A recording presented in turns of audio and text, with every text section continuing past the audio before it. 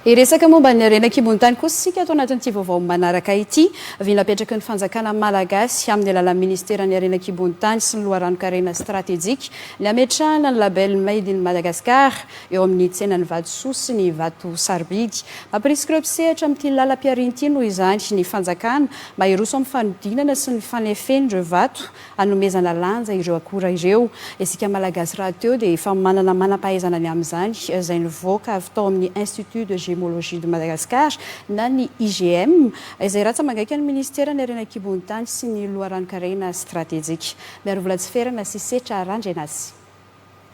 Fanamby miandry ny ministeran'ny renan-kibon-tany sy ny Institut de Gémologie de Madagascar na IGM ny ahafahana mametraka ny label made in Madagascar mba ahafahana mametraka ny vidiny lafo kokoa eo amin'ny tsena iraisam-pirenena nefa dia mila ahodina sy tefena ireo vatosoa sy vato sarobidy malagasy ireo raha ny fanazavan'ny ministra fidiny avy vokatra androany.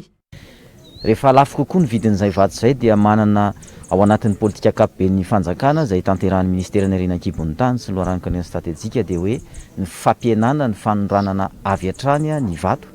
na hoe exportation à l'état brut zany ilaina ahena zay mba azahoantsika vidiny fanampy ny valeur ajoutée amin'ireo vato izay ananantsika. Ny valeur ajoutée zany label made in Madagascar, dikany label made in Madagascar dia hoe eken'ny rehetra fa io vato notefena io vato tahe Madagascar io dia manaraka ny fenitra iraisam-pirenena ary afaka mifaninana amin'izay vato hafa avy any ivelany satria efa jerentsika anie ilay vato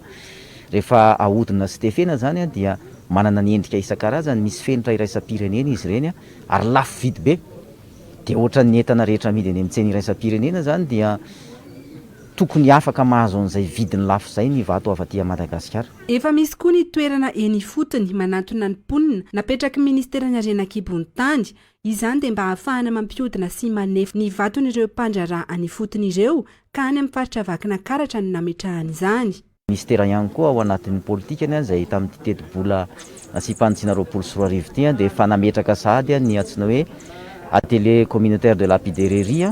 any Antsirabe moa no nametrahana azy izay toerana ihany koa zany ahafahan'ireo mpanao vato manodina sy manefy ny vatony any amin'ny toerana misy anazy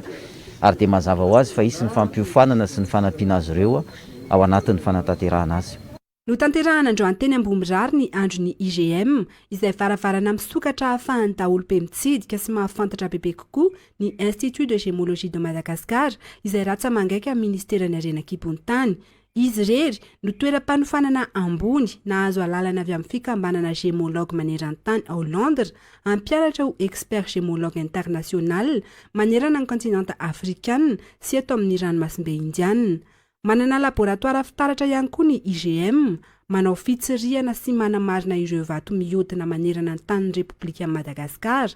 Piasa 120 ao amin'ny